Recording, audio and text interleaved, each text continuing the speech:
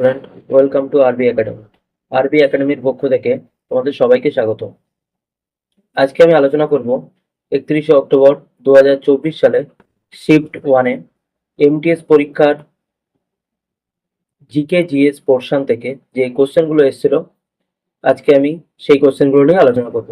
তো এগুলো তোমাদের আপকামিং যে কোনো এক্সাম, যেমন ডাব্লিউইপি, কেপি, ডাব্লিউবিসিএস, যে কোনো স্টেটের পিএসসি এক্সাম, এসএসসি, সব এক্সামের জন্য খুবই হেল্পফুল হবে। তো দেরি না করে তাহলে চলো শুরু করা যাক। আর ভিডিওটি ভালো লাগলে অবশ্যই চ্যানেলটিকে সাবস্ক্রাইব করবে। প্রথম প্রশ্ন,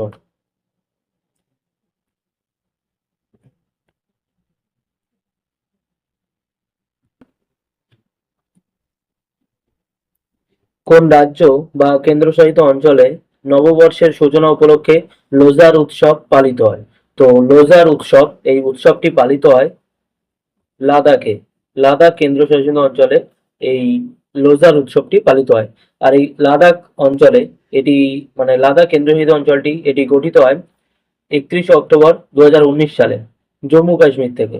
তো লাদাখ কেন্দ্রশাসিত অঞ্চলটি জম্মু কাশ্মীর থেকে 2019 সালে 31শে অক্টোবর গঠিত হয়। আর এই লাদাখ অঞ্চলের কেন্দ্রশাসিত অঞ্চলের বর্তমান লেফটেন্যান্ট গভর্নর আছেন বিডি মিশ্র। তো যদি কোশ্চেন আসে যে এই লাদাখ কেন্দ্রশাসিত অঞ্চলটির বর্তমান লেফটেন্যান্ট গভর্নর কে আছেন, তো সঠিক উত্তর হবে বিডি মিশ্র। আর এই লাদাখের ক্যাপিটাল হচ্ছে লে। পরের প্রশ্ন, 2023 সালের মহিলা প্রিমিয়ার লিগে রয়্যাল চ্যালেঞ্জার্স বেঙ্গালুরুর অধিনায়ক কে ছিলেন? মহিলা প্রিমিয়ার লিগ, মহিলা প্রিমিয়ার লিগ বা ওমেন প্রিমিয়ার লিগ এর 2023 সালে বেঙ্গালুরুর অধিনায়ক কে আছেন? তো সঠিক উত্তর হবে অপশন নাম্বার 4, স্মৃতি মান্দানা। সরি, কে ছিলেন? তো সঠিক উত্তর হবে স্মৃতি মান্দানা। ওমেন প্রিমিয়ার লিগ এটি গঠিত হয় 2022 সালে। আর এর প্রথম যে খেলা বা প্রথম এডিশন যেটি হয় সেটি হচ্ছে 2023 সালে। আর এই 2023 সালের উইনার হয়েছিলেন মুম্বাই ইন্ডিয়ান। লেটেস্ট বা সবচেয়ে শেষ যে খেলাটি হয় সেটা হচ্ছে 2025 সালে, এতে উইনার হয় মুম্বাই ইন্ডিয়ান। 2024 সালেও ওমেন্স প্রিমিয়ার লিগ হয়েছিল, তো যেটাতে জয়ী ছিল এই বেঙ্গালুরু। তাহলে কি কি হলো? প্রথম এডিশন 2023 সালে, এখানে জয়ী হয় মুম্বাই ইন্ডিয়ান। পরে 2024 সালে সেখানে জয়ী হয় বেঙ্গালুরু। লেটেস্ট এডিশন যেটা হয় 2025 সালে, এখানে জয়ী হয় মুম্বাই ইন্ডিয়ান। পরের প্রশ্ন, 31শে অক্টোবর 2023 তারিখে 17তম লোকসভায় বয়সের দিক থেকে সবচেয়ে বয়স্ক, মানে বয়স বেশি, সবচেয়ে বয়স বেশি এরকম বয়স্ক সদস্য শফিকুর রহমান বারক কোন রাজনৈতিক দলের প্রতিনিধিত্ব করেন? তো এই শফিকুর রহমান বারক যিনি প্রতিনিধিত্ব করেন অপশন নাম্বার 1, সমাজবাদী পার্টির প্রতিনিধিত্ব করেন। পরের প্রশ্ন, মধ্যযুগীয় ভারতীয় স্থাপত্য শৈলীর প্রসঙ্গে পিয়েত্রা দুরা কি? পিয়েত্রা দুরা এটি কি? তো পিয়েত্রা দুরা এটি হলো আধা মূল্যবান পাথর দিয়ে তৈরি ফুলের নকশা। আধা মূল্যবান পাথর দিয়ে তৈরি ফুলের নকশা, যেগুলো দিয়ে দেওয়াল সাজানো হতো। তো মূল্যবান পাথর দিয়ে তৈরি এমন নকশা, ফুলের নকশা যেগুলো দিয়ে দেয়াল সাজানো হতো, তো সেগুলোকেই বলা হয় এই পিয়েত্রা দোরা। পরের প্রশ্ন, সোডিয়াম বাইকার্বনেটের রাসায়নিক সূত্র কি? তো সোডিয়াম বাইকার্বনেটের রাসায়নিক সূত্র হলো NaHCO3, এটি হচ্ছে সঠিক উত্তর। সোডিয়াম বাইকার্বনেটের রাসায়নিক সূত্র। আর এই সোডিয়াম বাইকার্বনেট এটিকে আমরা সাধারণত বেকিং সোডা নামে জানি, বা এর সাধারণ নাম হচ্ছে বেকিং সোডা। NaCl, NaCl এটা সম্পর্কে জেনে নেওয়া যাক। তো NaCl হচ্ছে ফুল ফর্ম হলো সোডিয়াম ক্লোরাইড, আর যেটাকে আমরা খাবার লবণ বা লবণ নামে জানি। NaOH এটা ফুল ফর্ম হচ্ছে সোডিয়াম হাইড্রোক্সাইড, যেটা আমরা কস্টিক সোডা নামে জানি। পরের প্রশ্ন, ভারতের সাথে কয়টি দেশের স্থল সীমান্ত রয়েছে? তো ভারতের সাথে মোট 7টি দেশের স্থল সীমান্ত রয়েছে, যেগুলি হলো বাংলাদেশ, ভুটান, চায়না, মায়ানমার, নেপাল, পাকিস্তান এবং আফগানিস্তান। এর মধ্যে সব থেকে বেশি যে স্থল সীমান্ত রয়েছে সেটি হচ্ছে বাংলাদেশের সাথে।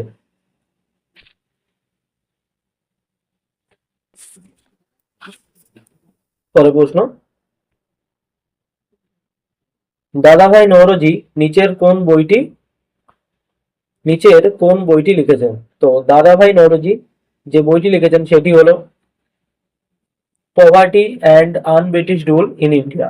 Poverty and un-British rule in India, এই বইটি লিখেছেন এই দাদাভাই নওরোজি।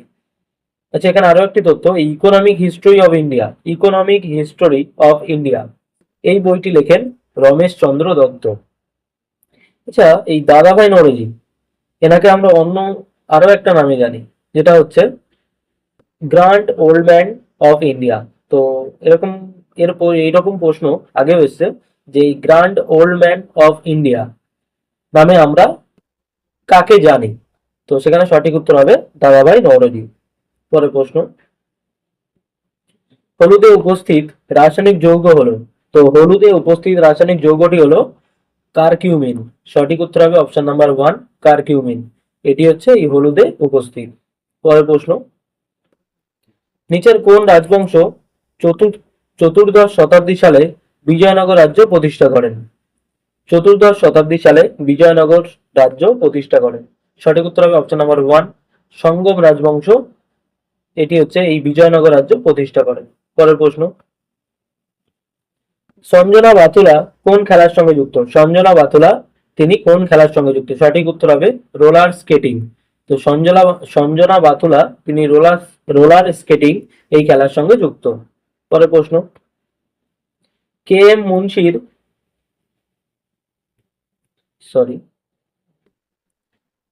মুন্সির ঐতিহাসিক উপন্যাস দ্য গ্লোরি অফ পাটন মূলত কোন ভারতীয় ভাষায় লেখা হয়েছিল?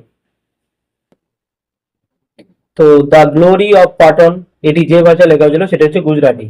তো গ্লোরি অফ পাটন এটি গুজরাটি ভাষায় লেখা হয়েছিল। সঠিক উত্তর হবে অপশন নাম্বার 4। পরের প্রশ্ন,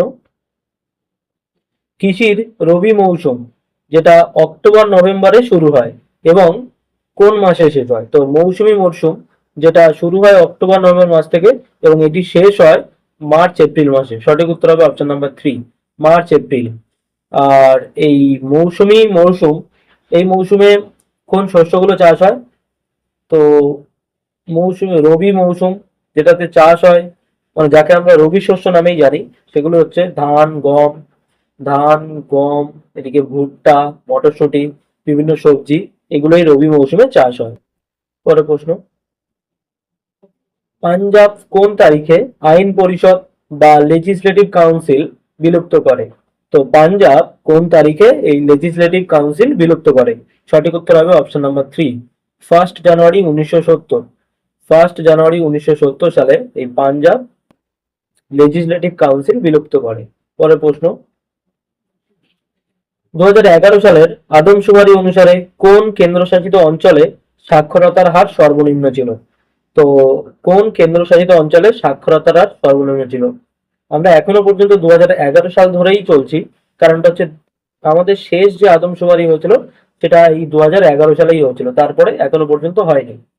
সেই জন্য 2011 সালের আদমশুমারিতে সর্বনিম্ন সাক্ষরতার হার যে কেন্দ্রশাসিত অঞ্চলটিতে ছিল তা সেটি হলো অপশন নাম্বার 4, দাদরা নগর হাভেলি। আর যে কেন্দ্রশাসিত অঞ্চলে সাক্ষরতার হার সবচেয়ে বেশি ছিল সেটি হচ্ছে এই লাক্ষাদ্বীপ। আচ্ছা, এটা তো গেল হচ্ছে কেন্দ্রশাসিত অঞ্চল। এবার যদি কোশ্চেন আসে যে কোন স্টেট বা কোন রাজ্যে সবচেয়ে বেশি সাক্ষরতার হার ছিল, সেটি হচ্ছে কেরালা, আর সব থেকে কম বিহার। পরের প্রশ্ন,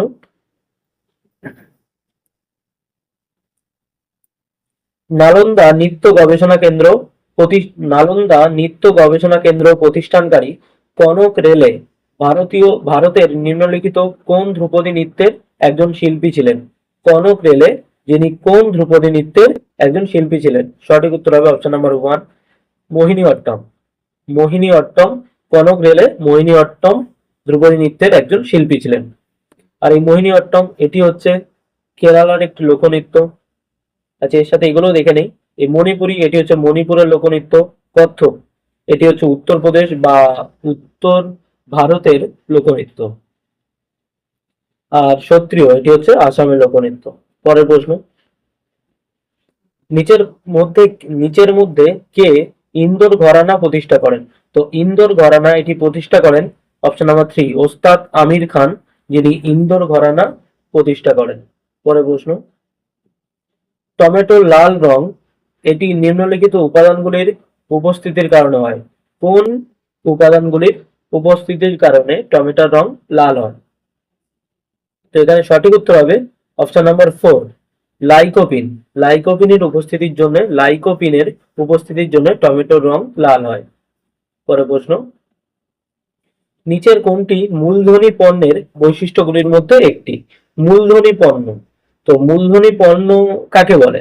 তো মূলধনী পণ্য পণ্য হলো এমন একটি পণ্য যেটা টেকসই, বাস্তব সম্পদ, যা ব্যবসা প্রতিষ্ঠানগুলো ভোক্তাদের সরাসরি ব্যবহারের পরিবর্তে অন্যান্য পণ্য বা পরিষেবা উৎপাদনের জন্য ব্যবহার করে।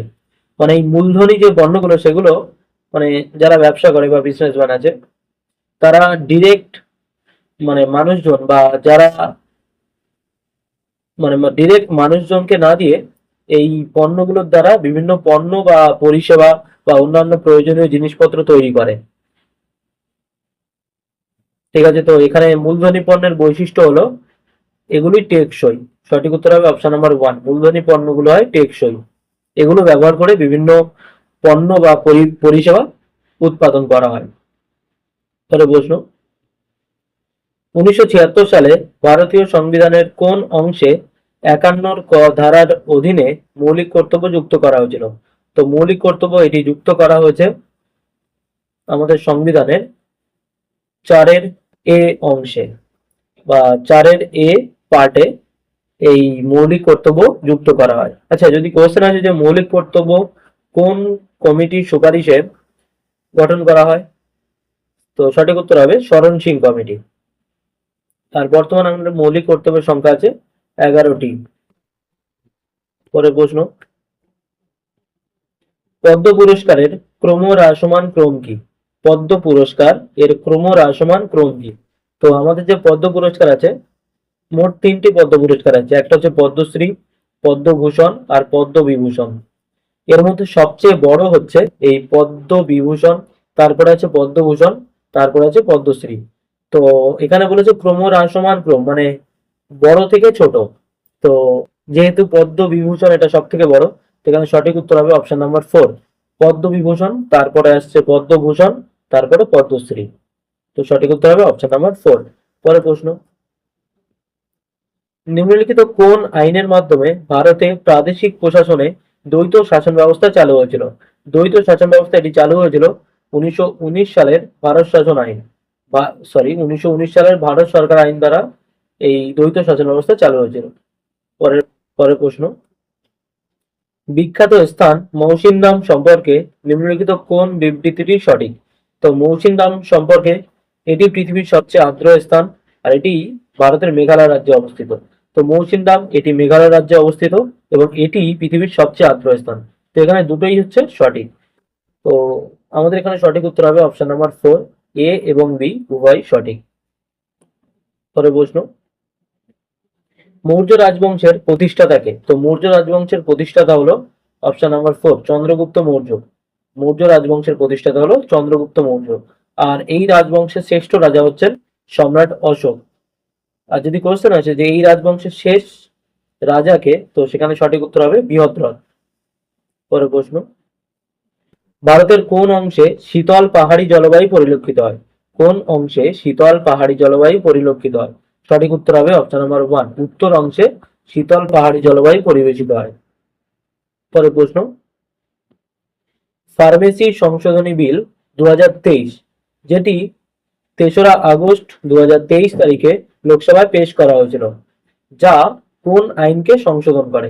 তো ফার্মেসি সংশোধনী বিল 2023 যেটি 3রা আগস্ট 2023 তারিখে লোকসভায় পাশ করা হয় এবং এটি যে আইনকে সংশোধন করে সেটি হলো এই ফার্মেসি অ্যাক্ট বা ফার্মেসি আইন 1948। 1948 সালের ফার্মেসি অ্যাক্টকে এই সংশোধনী বিলটি সংশোধন করে।